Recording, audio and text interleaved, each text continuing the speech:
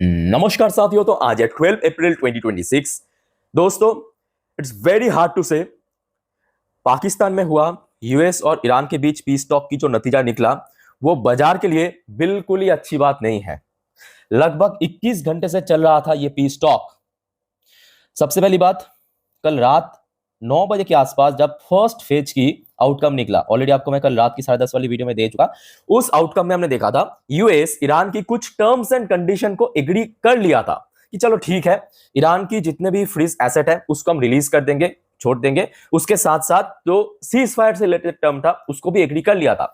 उसके बाद दोस्तों रात लगभग 1:30 बजे के आसपास सेकेंड फेज की आउटकम निकला, बट वो उतना इंपॉर्टेंट नहीं था जिस वजह से मैं पोस्ट नहीं किया। और आज दोस्तों जो फाइनल फेज की आउटकम आज अराउंड सुबह 5:30 बजे पे आउट हुआ है। अलग अलग न्यूज मीडिया ने उसको 8 8:30 बजे पे रिलीज किया। आइए सबसे पहले मैं आपको दिखाता हूं क्या आउटकम निकला। दोनों पक्ष की सामने रखूंगा, मतलब ईरान की तरफ से क्या कहा गया, यूएस की तरफ से क्या कहा गया। सबसे पहले हम बात करेंगे यूएस की तरफ से क्या कहा गया। आप देखिए, ये अपडेट है आज सुबह, मतलब 12 अप्रैल 2026, 8:43 की अपडेट है सुबह की 8:45 के आसपास मनी कंट्रोल ने शेयर किया। यूएस की तरफ से आपको पता होगा, जो वहां पे मौजूद था यूएस की वाइस प्रेसिडेंट जेडी वेंस की तरफ से कहा गया बैड न्यूज। जेडी वेंस से no agreement with Iran despite final and best offer, US leaves Pakistan. तो यूएस की जो डेलीगेशन जेडी वेंस खुद पाकिस्तान छोड़ चुका है। अच्छा, थोड़ा सा मैं आपको आर्टिकल पढ़ के सुनाता हूं। दोस्तों अब ये बात देखिए, थोड़ा बोरिंग हो सकता है, बट मैं आप सभी को कहूंगा मेरे बात को ध्यान से सुनना, समझने की कोशिश करना, ठीक है, क्योंकि बोरिंग चीज में ही असली सच्चाई आपको मिल जाएगा। अच्छा, सबसे पहला आर्टिकल आप देखिए। US president JD Vance US vice president JD Vance से delegation will leave Pakistan after failing to reach an agreement with Iran. तो मतलब ईरान के साथ कोई भी एग्रीमेंट नहीं हुआ है, टोटली ये मीटिंग फेल रहा। Bringing an end to high stake talk in Islamabad, मतलब जो पाकिस्तान में हो रहा था, दैट लास्टेड ओवर 21 आवर्स। आप समझ पा रहे हो ना कितना ज्यादा, 21 घंटे से मीटिंग चला था, 21 घंटे से।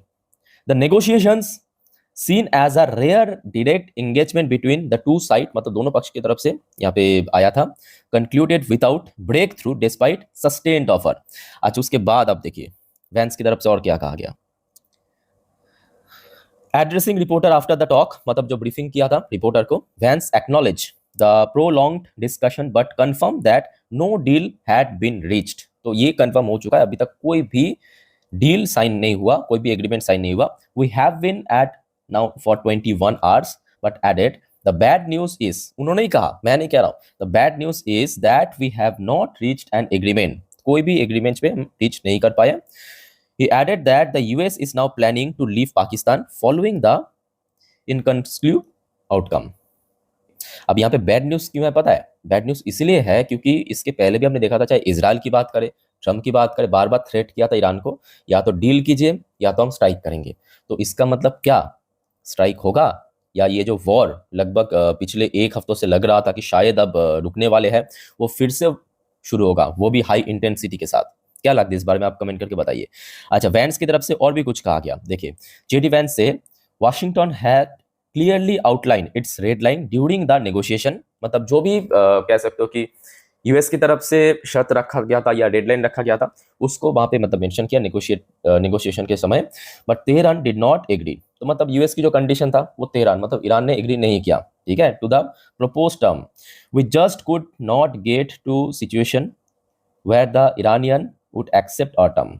तो सिंपल बात कि फर्स्ट फेज ऑफ मीटिंग में लग रहा था कि यूएस ईरान की कुछ जो टर्म्स एंड कंडीशन उसको एग्री कर लेगा, कर भी लिया था।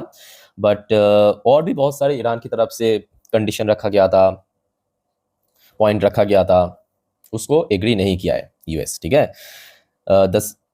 He said underline persistent difference between the two side. तो ये है मेन जो मुद्दा, मतलब आपके यूएस की तरफ से कहा गया, ठीक है। इसके अलावा छोटा मोटा पाकिस्तान को थोड़ा सा थैंक्स दिया है, मतलब इस मीटिंग को ऑर्गेनाइज करने के लिए। तो ये जेडी वैंस की तरफ से कहा गया। तो एक बात पक्की है, जेडी वैंस की तरफ से जो स्टेटमेंट आया है कि यूएस दोस्तों अभी कुछ ना कुछ हरकत तो करने वाले हैं, और टोटली ये मीटिंग फेल हो गया। अब आ जाइए ईरान की पक्ष भी आपके सामने रखता हूं, बाकी दोस्तों आप विचार करना, मतलब आपको क्या लगता है। अब ये भी खबर आया है, अभी अभी की बात है, 12 अप्रैल 2026 सुबह 9:38 पे शेयर कर रहा हूं एनडीटीवी वर्ल्ड की वेबसाइट पे। ईरान की तरफ से कहा गया ईरान से talk with US fail due to their unreasonable demand. तो ईरान की तरफ से कहा गया कि ये जो मीटिंग है ये फेल इसलिए हुआ है क्योंकि यूएस की अनरीजनेबल डिमांड की वजह से, मतलब कह सकते हैं एक टाइप का उल्टा सीधा डिमांड कर रहा था यूएस, उस वजह से फेल किया है। अच्छा, उल्टा सीधा क्या डिमांड कर रहा था वो भी आपको मैं पढ़ के सुनाता हूँ, ध्यान से सुनना, थोड़ा बोरिंग लग सकता है बट ये इंपॉर्टेंट है जानना, ठीक है। ईरान ऑन संडे, क्योंकि ऑलरेडी आ चुका, ईरान तो बगल में ही है पाकिस्तान की, तो जल्द से जल्द आ चुका है। Iran on Sunday said unreasonable demand by the United States were behind the deadlock in the talk in Pakistan to end the war in Middle East। ठीक है, उसके बाद आप देखिए इसका जो मतलब ईरान की तरफ से जो वहां पे पहुंचा था फॉरेन मिनिस्टर अगाची, उनका स्टेटमेंट नहीं है बट यहाँ पे आप देखिए मतलब ईरान का ये डेलीगेशन की स्टेटमेंट है। The Iranian delegation negotiated continuously and intensively for 21 hours in order to protect the national interest of the Iranian people। तो जैसे कि वेंस की तरफ से भी कहा गया था कि लगभग 21 घंटे की ये मीटिंग, ईरान की तरफ से भी कहा गया था 21 घंटे की मीटिंग, और जो ईरानियन डेलीगेशन है, ईरानियन ऑफिशियल है, मतलब मोस्टली टाइम इसी बात में लगा था कि ईरान की जो नेशनल इंटरेस्ट है उसको प्रोटेक्ट कर सके। और मैं समझता हूँ कि हर एक देश की जो अपना अपना नेशनल इंटरेस्ट है, भारत का भी है, वो हर कोई देश की डेलीगेशन ऑफिशियल चाहेगा उसको प्रोटेक्ट करना, और ये सही भी है। आप क्या कहते हो इस बारे में कमेंट करके बताइए। अच्छा, फिर देखिए despite various initiative from the Iranian delegation the unreasonable demand of the Americans side prevented the progress of the negotiation. तो सेम चीज यहाँ पे इन्होंने कहा डेलीगेशन ने कि हमारे तरफ से भी कुछ कंडीशन था बट यूएस की तरफ से कुछ अनरीजनेबल डिमांड वो एक्चुअली लैक किया है इस मीटिंग को, या आप कह सकते हैं इस मीटिंग को टोटली चौपट कर दिया। दस द नेगोशिएशन एंडेड, और उसके बाद नेगोशिएशन एंड हो गया, ये कहा गया Iranian state broadcast IRIB on Telegram पे, ठीक है। अच्छा, उसके बाद आ जाइए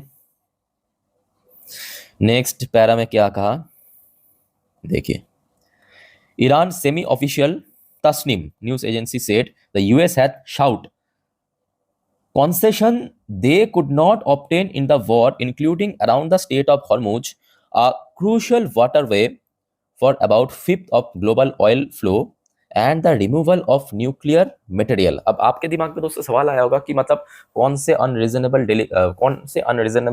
डिमांड की वजह से ये मीटिंग चौपट हो गया जो ईरान ने कहा। तो यहाँ पे दो फैक्ट मेंशन किया। सबसे पहला फैक्ट पता है यूएस ने क्या डिमांड किया? देखिए ये तो सच है कि डोनाल्ड ट्रम्प की नज़र ईरान पे बहुत बहुत पहले से ही था, मैं आज की बात नहीं कर रहा हूँ दोस्तों। आप अगर डोनाल्ड ट्रम्प की 90s में कुछ इंटरव्यू देखेंगे, मैं अगर एग्जैक्टली याद नहीं है बट 95 के आसपास एक इंटरव्यू में डोनाल्ड ट्रम्प खुद कह रहा था, मतलब वो वीडियो एक्चुअली आपको मिल जाएगा यूट्यूब में, कि ईरान को हमला करना चाहिए, ईरान की जो ऑयल है उसमें कब्जा करना चाहिए। तो सिंपल बात है, डोनाल्ड ट्रम्प की टारगेट वही है कि ईरानियन ऑयल को कब्जा करना। उसके साथ साथ इस बार जो कहा गया ईरान की तरफ से कि यूएस चाहते हैं स्टेट ऑफ हॉर्मुज पे कह सकते हो कि कॉन्सेशंस, ठीक है, और साथ में जो न्यूक्लियर मटेरियल्स रिमूवल, ये दो फैक्टर दोस्तों ये टोटली मीटिंग को चौपट कर दिया। इस बारे में दोस्तों आप लोग क्या सोचते हो कमेंट करके बताइए। और बाकी जो जेडी वैंस की तरफ से कहा गया, मतलब यूएस की तरफ से, वो तो ऑलरेडी आपको बता चुका हूँ कि US already final best offer दे चुका है और दोनों ही पक्ष आप कह सकते हो कि ऑफिशियली डिक्लेयर कर दिया ये मीटिंग टोटली फेल रहा जो पाकिस्तान में हो रहा था, चाहे जेडी वैंस की बात करें चाहे ईरान की बात करें। और बिल्कुल ही दोस्तों मैं तो नहीं चाहता हूँ कि ये मीटिंग फेल हो जाए, क्योंकि देखिए अल्टीमेटली मार्केट में अगर गिरावट होगा तो आपकी पोर्टफोलियो गिरेगा, मेरे पोर्टफोलियो गिरेगा, बट देखते हैं इसके बाद क्या होता है। बट एक और फैक्टर दोस्तों क्या पता है, ये मीटिंग जब चल रहा था ना, ये जो मेरा चच्चा मतलब डोनाल्ड ट्रम्प, वो मौजूद ही नहीं था। वो कहाँ पे था पता है? वो था यूएस में जो यूएफसी फाइटिंग चलता है ना, रेसलिंग टाइप का, वहां पे मौजूद था, वो देख रहा था। तो अभी ट्रम्प की तरफ से दोस्तों ना कोई थ्रेट आया है ना कोई रिएक्शन आया है, अभी ट्रम्प ने कोई भी दोस्तों रिएक्शन नहीं दिया। आते ही मैं आपको इन्फॉर्म जरूर कर दूंगा, क्योंकि ट्रम्प की तरफ से रिएक्शन तो आएगा, मतलब 100 नहीं 2000% कंफर्म कि ट्रम्प रिएक्ट तो करेगा जरूर। और रिएक्ट कैसा करेगा वो आप भी थोड़ा थोड़ा तो मिल रहा है हिंट कि भाई अच्छा रिएक्शन तो नहीं होगा। सो लेट्स सी क्या होता है ट्रम्प की reaction. By the way Trump की तरफ से एक छोटा सा थ्रेट आया है चाइना को। चाइना को क्यों थ्रेट आया है अब देखिए ट्रम्प ने क्या किया, ये भी आज मिडनाइट की अपडेट मैं आपको दे रहा हूं। Trump warn China of big problem over reported Iran weapon shipment. तो रिसेंटली सुनने को आ रहा है, ये कोई देखिए ऑफिशियल ये नहीं है कि ऐसा हुआ है, बट सुनने को आ रहा था कल रात को कि चाइना ने ईरान को वीपन शिपमेंट कर रहा है, मतलब जो वीपन्स है, आर्म्स एंड एमुनेशन, मिसाइल्स, वो भेज रहा है, डिफेंस सिस्टम भेज रहा है, ठीक है। तो जिस वजह से ट्रम्प ने चाइना को थोड़ा धमका दिया कि चाइना बड़े प्रॉब्लम में फंस सकता है। या प्रॉब्लम मतलब क्या, वही बेसिक, मतलब ज्यादा से ज्यादा क्या होगा, वो टैरिफ इंपोज करेगा, यही होगा, या कुछ यहाँ पे सैंक्शन इंपोज करेगा, मोस्टली तो वही चांस है, ठीक है। अब देखना होगा कि ये जो मीटिंग फेल हुआ है उसके ऊपर ट्रम्प की रिएक्शन क्या होता है। उसके ऊपर दोस्तों कुछ भी अपडेट आ गया, जैसे कि अभी मैं आपको जानकारी दे दिया फाइनल, ठीक है, तो वो भी आपको मैं दे दूंगा। और आज शाम पे तो ऑब्वियसली मार्केट के ऊपर भी वीडियो आएगा, सो एक भी अपडेट दोस्तों मिस मत करना, चैनल को सब्सक्राइब करके रखना। इस बारे में आप लोगों का क्या ओपिनियन है प्लीज जानना चाहता हूं, कमेंट करके बताइए। तो मिलता है नेक्स्ट वीडियो में, टेक केयर, बाय बाय, जय हिंद।